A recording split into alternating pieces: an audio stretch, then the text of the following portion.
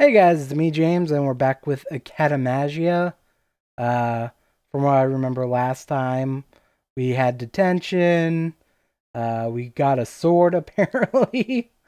I think I'm keeping the sword. I don't see why not. Let me double check what that did.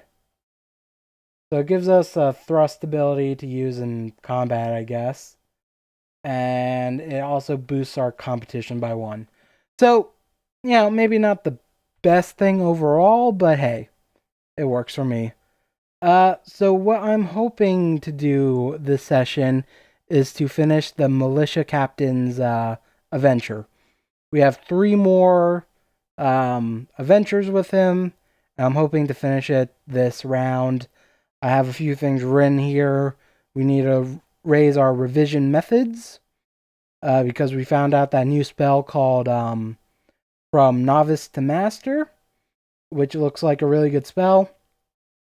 And it uses revision methods, so we have to raise that like by 2 or 3 levels to make it useful. And we also have to raise calligraphy forms to the next level. Now, normally you get. I'm missing a theme called Enrich. I think I don't actually have that written down, but I think that's the one I need. And there's a couple ways to get it, but way it's supposed to work is we're supposed to get it after getting calligraphy forms at level 4. But I think because I have a +1 with handwriting awareness here, I didn't get the theme. So I'm hoping by bringing it up to level 5, we'll get the theme I'm looking for. If not, we may have to do some save scumming. But hopefully it doesn't come to that. So calligraphy forms needs 3 skill steps to bring up. So normally that would be studying it 3 times in the library of Longshade. There might be a better way to do it, but what I'm going to do is use selective focus and use it on this skill. Problem is we don't have selective focus back yet from the last time we used it. So for right now, we're just going to be raising up revision methods until we get back selective focus. There we go. Longshade. Vision methods. Okay, let's start our first day. Wednesday. Easy day. Always good. Okay, so revision methods is still pretty easy to bring up, so that's good. I learned some new themes, it looks like. Research revision spells to yourself. Expands dedication and adds a revision spell. Interesting. We also brought up Weaponsmith, which, who knows, that may come in handy. And let's see, Tula competed. We gained back selective focus, so we can use that. Yep. And did anyone do anything interesting today? Not seeing anything that interesting. Okay. And let's just check the college merit just for fun. We're at 330. Okay. We're not in last place. That's good. Who's in the lead? Morvidius with 520, it looks like. Good for them. Okay, so how do I want to do this? Okay, so I'm going to use selective focus today. There we go. I'm going to use that on calligraphy forms. So instead of taking 3 days to raise up, it'll take only 1 day. Professor Biardi asks you to defend against a spell giving you boils.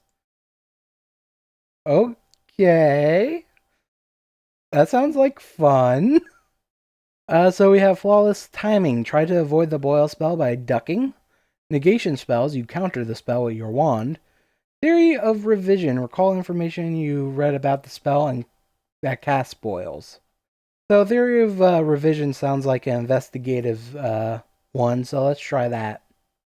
You remember that part of the boil spell requires a theme for growing. As the theme for negating the growing theme comes to mind, the rest of the spell falls into place. You're ready, in fact. You're more than ready for her. So that probably gave me a boost of negation. And why not use it? Now it's your turn. Half the students have succeeded and the other half are crying and covering their faces in shame. Professor Biardi draws the glyph with her wand and then directs the themes at you. You raise your wand and you draw the correct counter themes. Success! The boil spell fizzles off into the ceiling, and you get to spend the rest of your day relatively free from seeping lesions. Yay! So we use selective focus on forms. So now we can raise that. Well, no, we might not raise that tomorrow. We'll see. Tulu competed. You increased your chance by 33, so that was the investigative theory of revision option I chose. And let's see if anyone did anything interesting today. Study, study, study. Try to solve the block puzzle. Alright. So we're not going to study today, because selective focus goes for a couple days, I believe, so it should be alright to just do something else today, which will be glamour, I believe. So we're going to use I actually think this is the first time I'm doing this. Narrow focus glamour. So what this does is it gives me 3 points for 3 days in a certain subskill in glamour. And I have it for pretty much all the classes that I'm taking. So we're going to put that into glamour spells, I believe. Let me double check. Yes. So we're going to put this into glamour spells. And that will help us with our next adventure with the militia captain. And an easy day today, which is nice. So glamour is now level 13. Tulula competed, good for her. Let's see, anyone do anything interesting today? Study, competed, study. Nope, doesn't look like it. So we're going to do the adventure. We're then going to go study at the library, and again, study at the library. So the adventure is called House Arrest. So let's look for that. Oh, right there. I'm trying to remember what happened last time in the militia captain. Let me double check what the last one was called. A New Storm. Was the last one? Yeah, I think the last one, the militia captain uh almost got assassinated. That sounds about right. And now we're gonna go to revision methods, bring that up one. And of course we're gonna go into calligraphy and bring forms up by one. And gonna double check, make sure everything's okay. Then I'm gonna wonder if I should save. I should be fine, so I'm just gonna... Everything looks good, so let's start. Minta now looks a little more orderly. The people are working industriously, and the militia is spreading out among the groups, lending aid and making sure that the work progresses smoothly. Everyone seems to be trying to ignore the island that suddenly appeared after the storm. What? It's been around for a very short time, and already you're beginning to get used to seeing it hovering there in thin air. I think this is the first time they mentioned this island, but okay. Okay, that was a lie. You doubt you'll ever get used to it. You're walking over to the Tailors Guild to see if you can find Eros or Carlorn and get them to tell you a bit about what's going on behind the scenes. When a young militiaman spots you and dashes over. He's one of the shiny types. You've overheard the captain talking about them in tones of utter despair to Daros. All scrubbed face, spits shined, eager young innocents who believe that the more braid a young man has on his uniform, the better he is. This young fellow is one of the worst. He always puts on a wounded look whenever he sees the captain out of uniform, and you know it's secretly driving the captain mad. He smiles at you in a condescending way. The captain wants to see you. He's back at the militia headquarters. he announces. You can hear the capital letters clicking into place. Still, the captain wants you. Then you just might get some information straight from the source. You smile and nod cheerfully, and you take off down the road towards the headquarters. As you run, you can feel the young guard's eye on your back. He's tisking at you. You just know it. The desk sergeant waves you straight into the captain's office, and you find several men standing at attention in front of the captain's desk. They're not in uniform, but you recognize them all as members of the militia, good, dependable men with long service records. The captain looks up as you come in and nods at you. He looks deadly serious. Now we can start. At ease, men, he says. He waits for you to join the line in front of him and then sits back in his chair and rubs his eyes. After the troubling incidents of the past few days, I have become increasingly concerned about the welfare of the town. What with the storm in that blasted island, not to mention Assad the lion causing trouble. I want to make sure the town is secure before we embark on the next mission. Therefore, I am formally giving the order to raid the swashbucklers' hideout and take into custody the leaders. There is a dead silence. You don't dare even glance at the faces of the other men. In fact, you're not sure you even dare breathe. The captain is giving orders to take his daughter into custody after all these years. After a few moments, the captain clears his throat. At least that's what is going to say on the records. He looks around at you, and you can see the worry in his face. You know why I'm doing this. She's in danger, and if the only way I can protect her is to arrest her, then that's the way it's going to be. I can live with that. You men are the best I know. You'll handle the operation with the usual tact. And Slugabed, I'm counting on you to get my men into the hideout. Think you can do it? This is a lot to be giving a little kid, but whatever. We're not some normal little kid, I guess. You nod, not quite daring to speak. After a few routine orders, the captain dismisses you, and the group leaves. Darius is waiting outside, and he gives you a long, hard look before walking into the office. Something is going on. Something is being planned. Maybe if you do a good job with this mission, then the captain will involve you in whatever comes next. It's not at all difficult to lead the group to the swashbuckler headquarters. You pause in a shadowy alleyway and point out the entrance to the leader of the group. He nods and murmurs quietly with the other men. They don't seem inclined to involve you in their planning, but you can't say that you blame them. After so long working as a team, they must find it difficult to be saddled with a mere student like yourself. You suppose you should be grateful that they aren't being more unfriendly about it. Finally, wait, what's this dude's name? Gaffard? Sure, I'm going with that.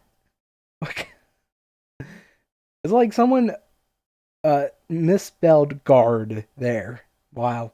Anyway, finally, Gaffard, the group's leader, a thin scarecrow of a man with swarthy skin, turns back to you.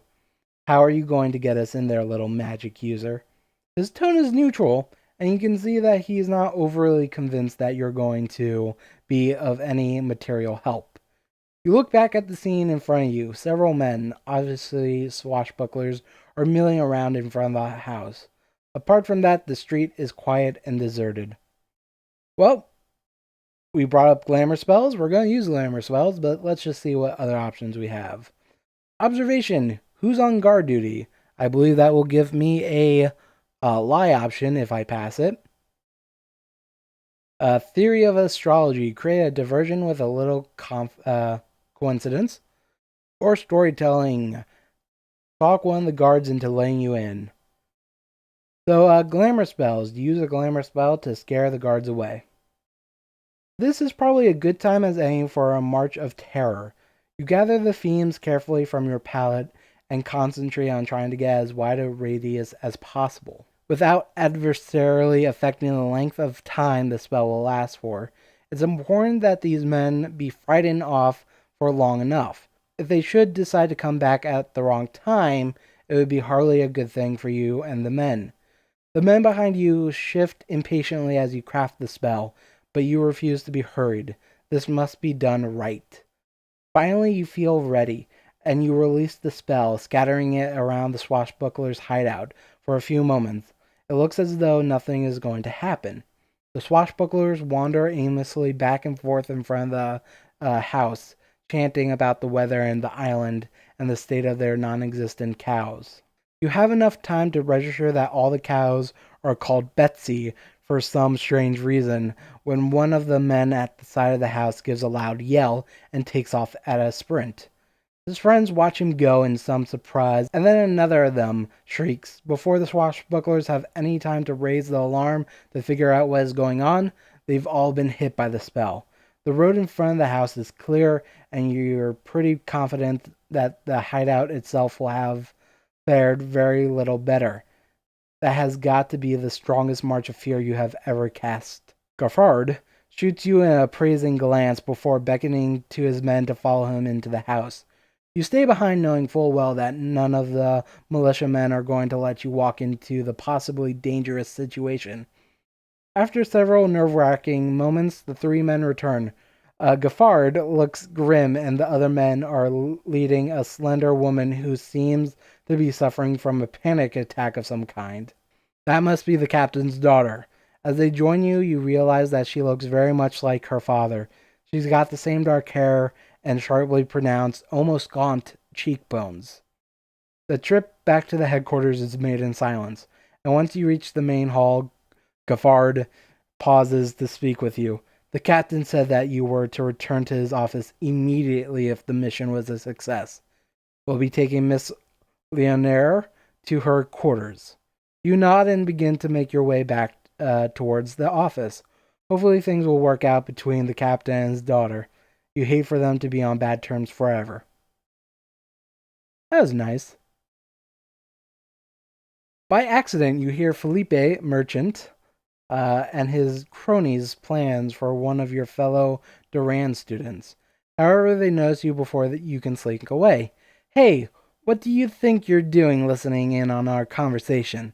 They grab you by the collar and assure you that if Piccolo gets wind of their plot, they'll pay you back for spilling the beans. So I can comply with their demands. Courage, stick to your guns. Or observation, look around for assistance. I'm quite intrigued by observation. I don't really know what it means by stick to your guns. What is that supposed to mean? Like I'm gonna tell Piccolo, or I don't know. Let's just go with observation. While casting about for a way to uphold your college principles while still minimizing the probability of bodily harm, you notice that most of the few remaining students in the hallway are fellow Duran students. Perhaps you can enlist the help against this plot. Okay, so I can use leadership to incite and rally the other students. Interesting. Our motto is courage and hope. Should I be courageous or leadership? Fuck it, let's go with leadership. Incite and rally the other students. Loudly you announce to Felipe and his cronies that you will not keep quiet about their plans for Piccolo. You are a Duran student and you will uphold the values of your college. Your statement catches the attention of several Duran students, and Felipe soon finds the tables turned against him. You actually have the impression that he's crying as he finally runs away from Fleur and Prudence. Which one's Fleur? I don't remember. Right, she likes to turn things into bugs and other unpleasant items. She holds the college record for making the most Duran girls cry at once because of a particularly nasty hairbrush turned scorpion. Well, we taught that bully something, I guess. Alright, so we succeed at the adventure. We brought revision methods up by 1. Oh, we also learned a little bit about Gates. Interesting. Gates is one of the forbidden magic, which is used to summon creatures, I believe. Ah, perfect. So we got Enrich. So we can now do that spell. We also increase our courtly fashions by 1. Let's see, Lambert competed, Tallulah competed, and we increased our leadership by 1, which is nice. Okay, we're just going to focus on people in our clique. So Evelyn succeeded at using her familiar, did not succeed at study, and succeeded at using bobble, toil, and trouble. Your studies allow you to expand a brew sub-skill by 1. Okay, good on her. Lambert, Nexa. She did not succeed at anything today. She did not succeed at study, work the forge, or do some plotting. That kind of sucks. And Prudence did not succeed at study, but did succeed at studying at the Valencian Library. Alright,